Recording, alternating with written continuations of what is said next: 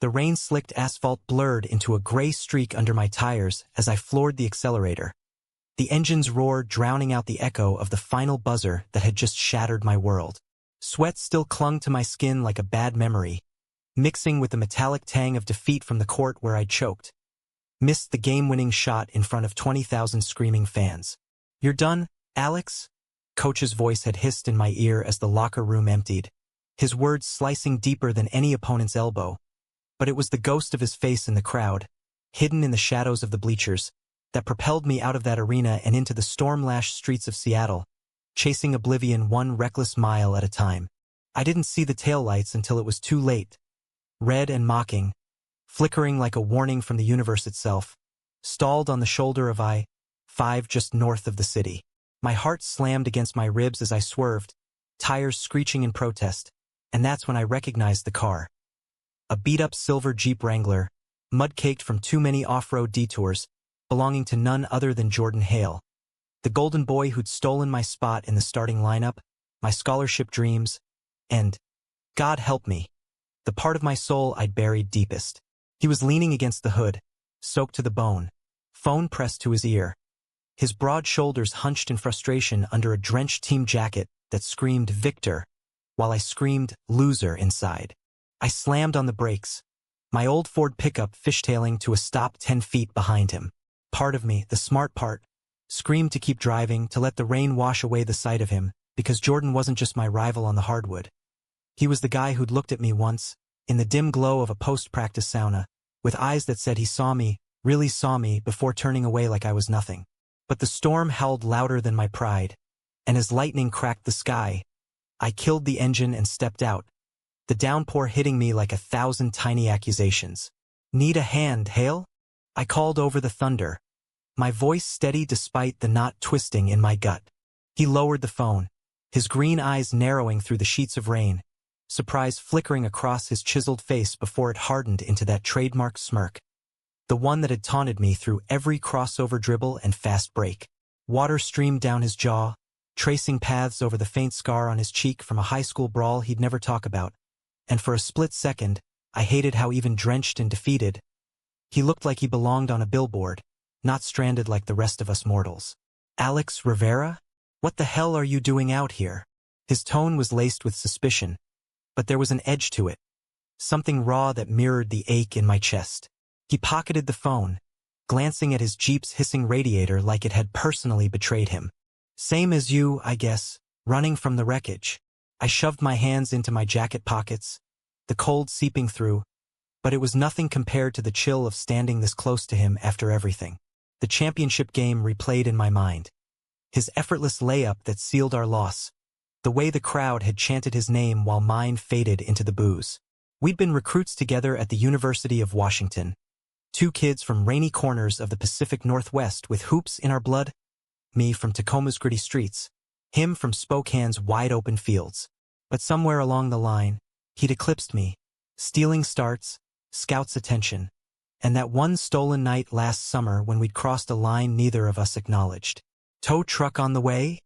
He shook his head, wiping rain from his eyes with the back of his hand. "Signals crap out here, batteries shot, and this piece of junk's been acting up since the road trip to Portland." A gust of wind whipped through, rattling the pines lining the highway, and he shivered, actually shivered, breaking the facade for just a heartbeat. Jordan Hale didn't shiver, he conquered. "You gonna stand there gawking? Or you got jumper cables in that rust bucket of yours?" I bit back a retort, the kind that would have felt good in the moment but left me hollow later.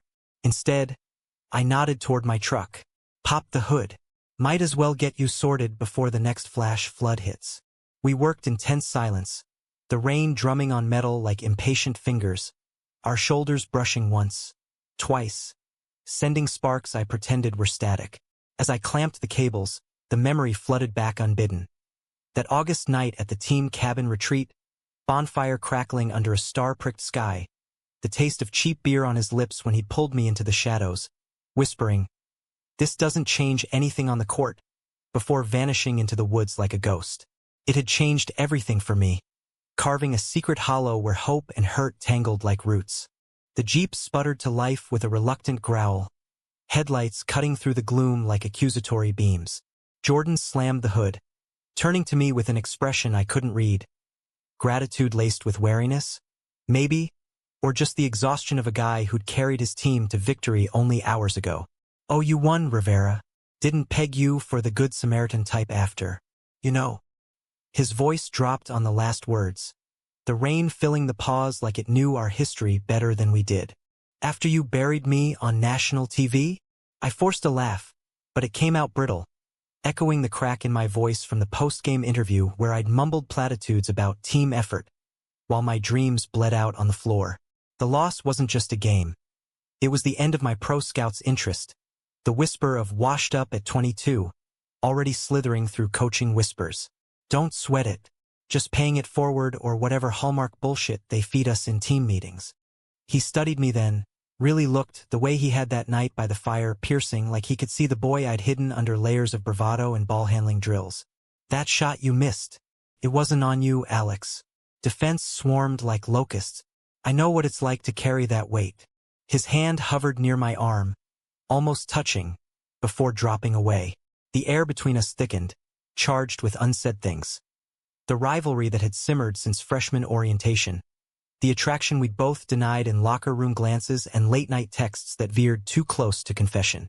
Thunder rumbled again, closer now, and I glanced at the darkening sky. You heading back to campus? Or you got some victory lap planned? It was a jab, but softer than I intended, laced with the envy that had festered like an untreated wound. Jordan leaned against his Jeep, crossing his arms in a way that pulled his wet shirt taut across his chest. Damn him for looking like that even now. Actually, was gonna drive up to the cabin, clear my head. Coach laid into me pretty good post-game, said I got cocky. He paused, eyes flicking to mine. You wanna tag along? Roads are shit in this weather, and misery loves company, right? My pulse stuttered. The cabin. The same one from last summer, tucked in the Cascades where pines whispered secrets and the world felt small enough for two scared kids to breathe. It was a terrible idea, a powder keg wrapped in nostalgia, but the alternative was my empty apartment, replaying highlights of my failure on every sports channel. Yeah, I heard myself say, the words slipping out before reason could reel it back. What the hell? Lead the way. We convoyed north, my truck trailing his Jeep like a shadow reluctant to let go, the wipers slapping rhythmically against the storm's fury. Seattle's skyline faded in the rearview, giving way to the twisting ribbon of highway that climbed into the foothills, where evergreens stood sentinel against the onslaught. My mind raced faster than the odometer. What was I doing? Jordan Hale wasn't a friend. He was the thief of my spotlight, the unintentional heartbreaker who'd left me questioning every sidelong glance in the gym. Yet here I was, chasing taillights into the unknown, the pull of him stronger than the defeat still souring my throat. By the time we crested the pass, the rain had eased to a misty drizzle, the world softening into that ethereal Pacific Northwest haze where mountains loomed like ancient guardians. The cabin emerged from the trees like a memory made flesh, log walls weathered to silver, a sagging porch strung with solar lights that flickered to life as dusk crept in. Jordan killed his engine first, stepping out with a duffel slung over his shoulder, and I followed, the gravel crunching under my boots like brittle bones.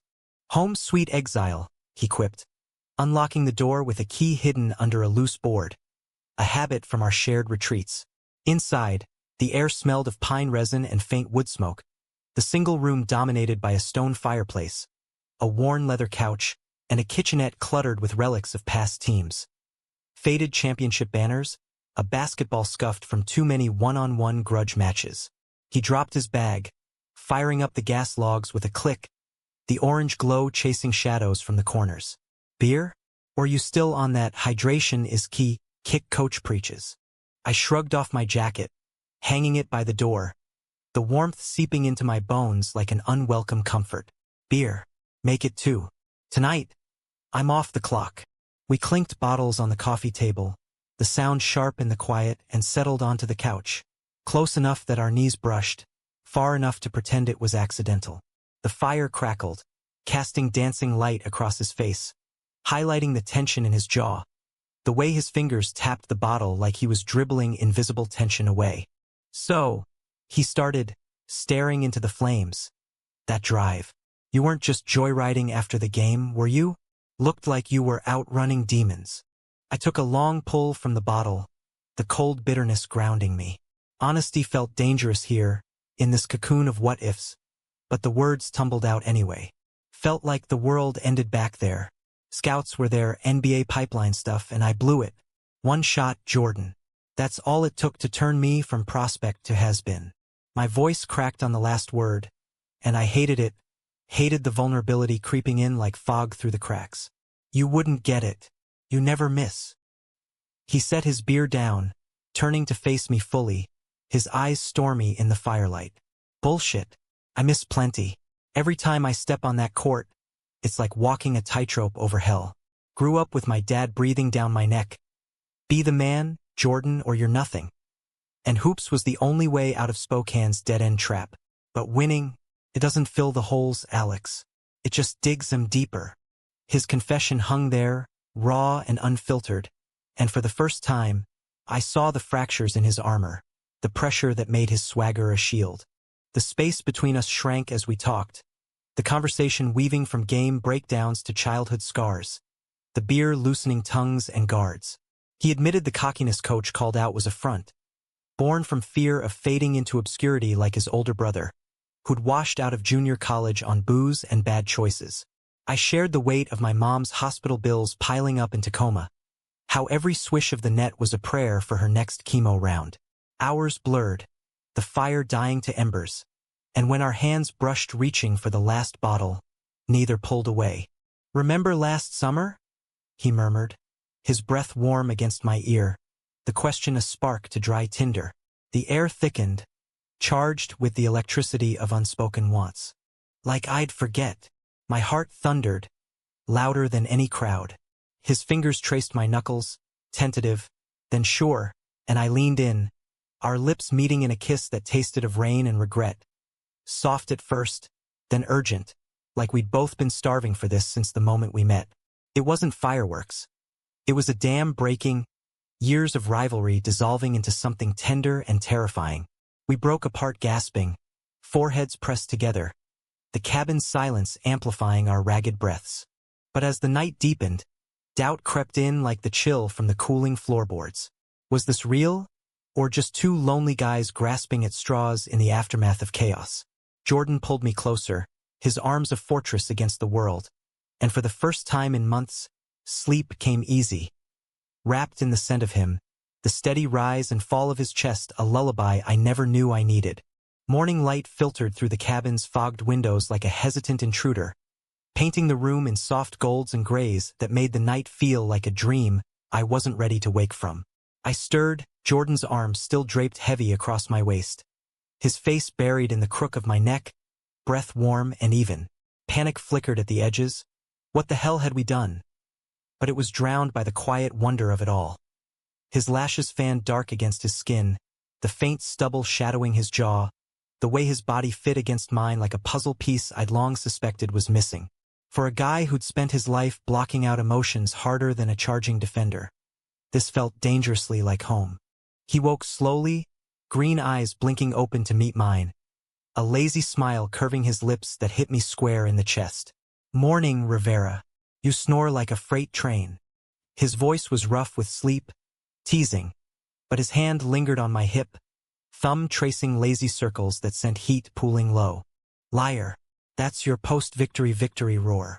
I propped up on an elbow, the sheet slipping down, and for a moment we just really looked, stripped of jerseys and egos, two 20-somethings navigating the wreckage of who we were. He leaned in, kissing me slow and deep, like he was memorizing the taste, and I let myself fall into it, the world outside the cabin fading to irrelevance. We spent the day in a haze of domesticity that bordered on surreal. Coffee brewed black on the ancient percolator, eggs scrambled over a camp stove while we traded stories of high school heartbreaks. Mine a fumbling crush on the debate team captain, his a summer fling with a lifeguard that ended in tears and a black eye from the guy's jealous ex-laughter came easy, the kind that bubbled up unforced, and by noon, we were out on the porch, bundled in mismatched hoodies, watching mist roll off the lake like smoke from a dragon's breath.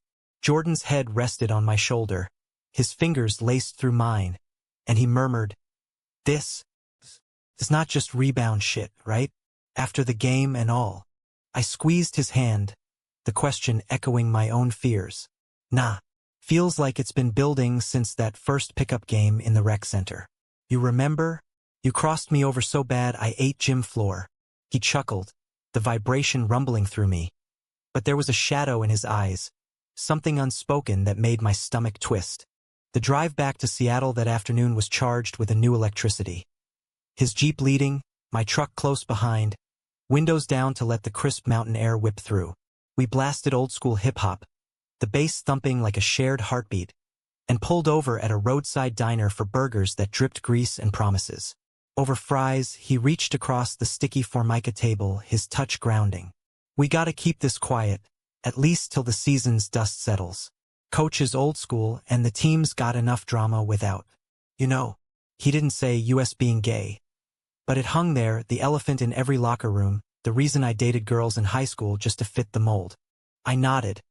Understanding the tightrope, we walked in a world where scouts prized talent, but whispered about distractions. Quiet works, but no more pretending in practice. That stare down after every bucket? It's gotta mean something now. His grin was wolfish, promising mischief, and as we hit the city limits, the skyline rising like a jagged crown, I believed we could rewrite our story, one crossover at a time. Campus buzzed with post-championship hangover when we rolled in separately. Parking lots still littered with confetti ghosts. I hit my dorm first, dumping gear and firing off a text to Mom. Game sucked, but hanging in. Love you. Her reply was a heart emoji and proud no matter what, which stung sweeter than any win. Jordan's message pinged seconds later. Team dinner tonight. Save me a seat? I smiled, typing back a thumbs up. The normalcy of it all a bomb. But normalcy cracked that evening in the crowded Italian joint off University Avenue. Strings of Edison bulbs casting a warm glow over pasta bowls and raucous laughter. The team commandeered the back room, Coach at the head barking toasts to Hale's heroics. His meaty hand clapping Jordan's back while sidelong glances slid my way, pitying, probing. I nursed a soda, forcing smiles as stories of the game's clutch moments looped, each one a fresh stab.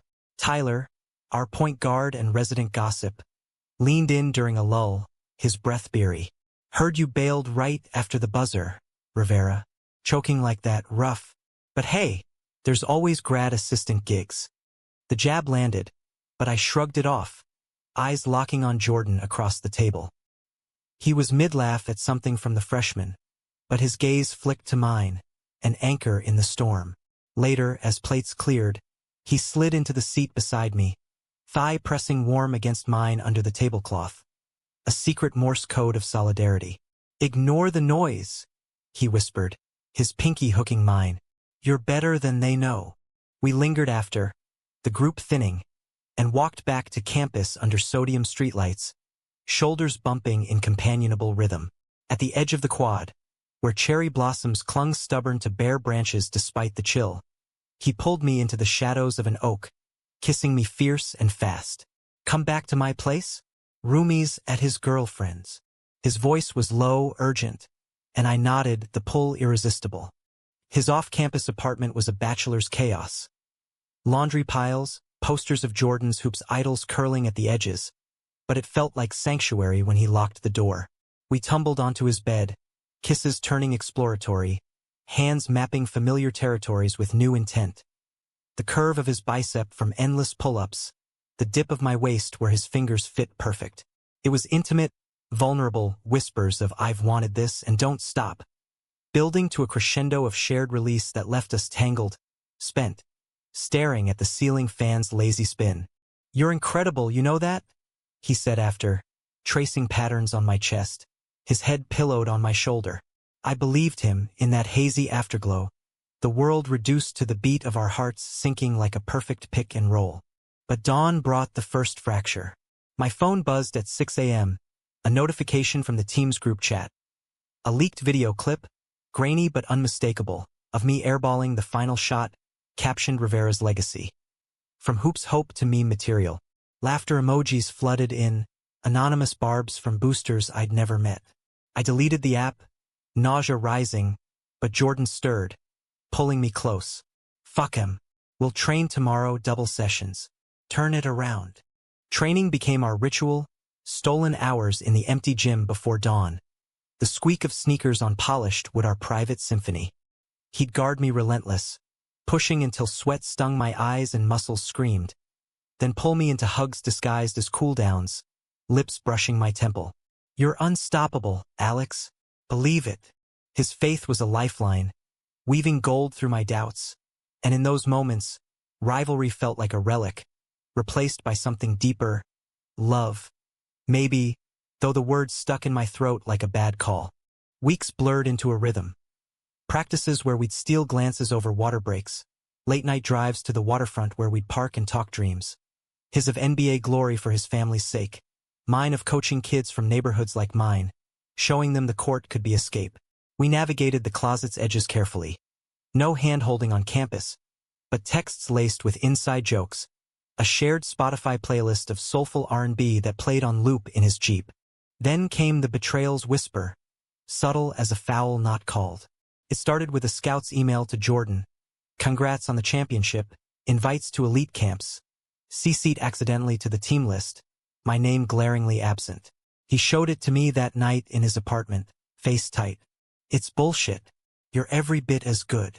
But his eyes darted away, and when he suggested I talk to coach about redshirting, a chasm opened. Redshirting meant bench time, fading into obscurity while he soared. You're throwing me under the bus? I accused, voice rising over the hum of the fridge. This is your out. Clear the path for the golden boy. His face crumpled, hands raking through his hair. No. The strategy, buy time to build your shot back. I talked to him, Alex. For you. But doubt festered, fed by overheard snippets in the weight room. Tyler muttering about Hale's pet project, coach's gruff, Rivera's distracted lately. Was it me? The secret we guarded like fragile glass? The crack widened at the next home game, a nothing exhibition against a local JUCO. I started Miracle of Miracles, but midway through the second quarter, with the score tight and adrenaline surging, Jordan subbed in and immediately fed me the ball in transition. Our eyes met, a silent go time, and I drove baseline, elevating for the dunk. Only for him to undercut my path, swatting the ball into the stands with a crack that echoed like gunfire. The crowd gasped, then cheered his hustle play. But I hit the deck hard, elbow splitting open on the hardwood, blood blooming warm. He jogged over, concern etched deep, offering a hand up. You good. But his grip felt perfunctory, the apology in his eyes drowned by the roar. In the huddle, coach barked, Hale's got the killer instinct. Rivera? Learn from it. I nodded through the sting, taping the gash in the locker room while Jordan lingered, whispering, accident. Swear. But accidents don't happen when you're synced like we were. That night, alone in my dorm, the video went viral again. Not my miss, but the block captioned rival or sabotage. UW's dirty laundry. Comments piled on. Hale protecting his spot, Rivera's washed. I confronted him via text. Was that payback? And his reply came swift. Come over, please. The apartment felt smaller when I arrived, tension thick as fog. He paced, words tumbling frantic. Coach pulled me aside, said scouts are watching, and any perceived favoritism could tank us both. I had to make it look real. His voice broke. I hate this. Hiding, pretending you're not. Everything. The admission hung, a confession wrapped in chains. Then don't, I pleaded, stepping close, hands framing his face. We fight together. Tell them. Tell me, you're in this. He kissed me then, desperate, pulling me to the couch where we clung like survivors. I am. God, I am. But as we lay there after, his phone lit up with a call from his agent. Pro tryout invite, kid. This is it. Joy warred with fear in his eyes, and when he hung up, murmuring we'll figure it.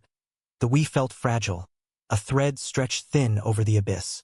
Suspicion gnawed deeper in the days that followed, a poison seeping slow. I'd catch him on calls, voice low and urgent, glancing over his shoulder. Practices grew sharper, his defense on me brutal, elbows high, trash talk laced with an edge that cut too true. Gotta toughen up, Rivera. Pros don't coddle. The team noticed, whispers turning to bets on when I'd snap. The breaking point came mid-semester, at a party thrown by boosters in a sprawling Bellevue mansion overlooking Lake Washington.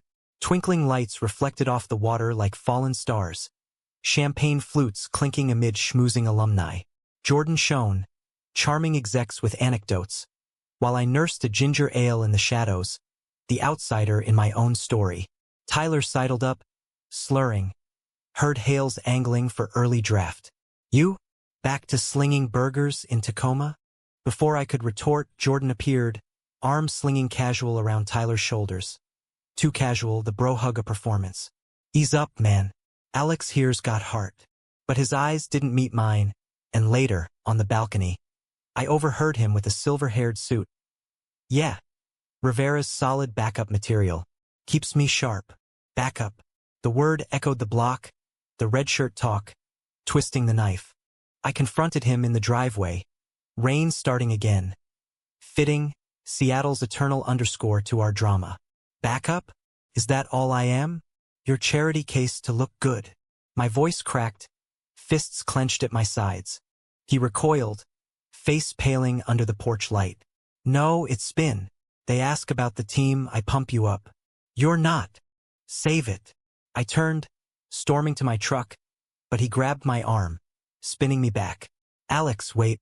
I love. The word died on his lips, eyes wide with the slip. Love. It hung there, a grenade unpinned. You love the spotlight more. Tears mixed with rain on my cheeks, hot and humiliating. Go chase your draft dreams, Jordan. I'll clear the path. I wrenched free, peeling out into the night, the mansion's lights shrinking in the mirror like dying embers. The drive home was a blur of wipers and wails, radio static drowning my sobs. Back in my dorm, I packed a duffel, essentials only, and texted Mom. Coming home for a bit. Need reset. No word to Jordan. Let him stew in the silence I'd mastered. Tacoma welcomed me with open arms and salt-tanged air. Mom's hug at the bus station fierce enough to crack ribs. My boy's tougher than any game, she whispered, her chemo-faded eyes bright. We fell into routine. Shifts at the community center coaching kids' leagues, evenings poring over her medical bills. Walks along the waterfront where ferries cut wakes like forgotten promises. The ache for Jordan dulled to a throb, patched with purpose. Teaching those wide-eyed boys that a miss wasn't the end, just halftime. But he haunted the edges. A Spotify notification from our playlist. A game highlight flickering on the TV where he dropped 30 effortless points. I resisted texting, building walls higher than any zone defense. Until the call came, 2 weeks in, from Coach. Rivera's got fire. Hale's scouting report mentioned it. Says you're pro material if you grind. Jordan's doing? Or damage control? I hung up, staring at my phone. The unsent messages a graveyard. Pride warred with longing. But the pull one. Cabin? One talk. His reply, on my way. The reunion was raw, thunderheads gathering as we faced off on the porch, words flying like fast breaks. You left, he accused, voice raw, after I almost said it. You blocked me, literally and figuratively. Accusations piled, defenses crumbled, until exhaustion won, pulling us inside where the fire reignited old flames. I love you, he said then, deliberate, hands cupping my face. Scouts, games. None of it means shit without you. Tears came, mine and his, the dam breaking fully. I love you too, idiot, but no more games off the court. We rebuilt from there, tentative. Calls every night, visits stolen between his camps and my coaching gigs. The draft loomed, a cliff edge, but we faced it hand in hand, virtually at least. When his name flashed on lottery night, Jordan Hale, Seattle Supersonics. He FaceTimed me first, eyes shining. Our city's got me. Come watch the presser. I did, flying down on a wing and a prayer, Mom's blessing in my pocket. Back in Seattle, the world felt bigger, brighter. Press conferences where he dodged personal questions with winks my way, apartments scouted for two. But the real test came months later, at his rookie debut. Supersonics versus a West Coast rival. Me in the stands with a sign half hidden. Hale's heart, Rivera's hustle. He spotted me pre-tip, mouthing this one's for us. And when he dished the no-look pass that sealed the win, it felt like victory shared. Post-game, in the tunnel's roar, he pulled me into a bear hug that lingered too long for teammates. Whispers starting. "Let him talk," he murmured against my hair. "I'm done hiding." The fallout was swift. Headlines speculating, boosters balking, but Jordan stood firm, coming out in a team statement that went viral for its grace. Love isn't a distraction. It's the drive. Support flooded. Fans with rainbow pins. Teammates clapping my back in the next pickup. Me? I signed on as a development coach for the Sonics G League affiliate, turning misses into mentorships, Mom's bills easing with his quiet help. Years on, with rings stacking and gray threading our hair, we'd look back on that rainy drive as the pivot, the loss that birthed us. Rivalry to romance, betrayal to unbreakable bond. In America's grand, flawed arena, we'd found our shot, and damn if it didn't swish every time.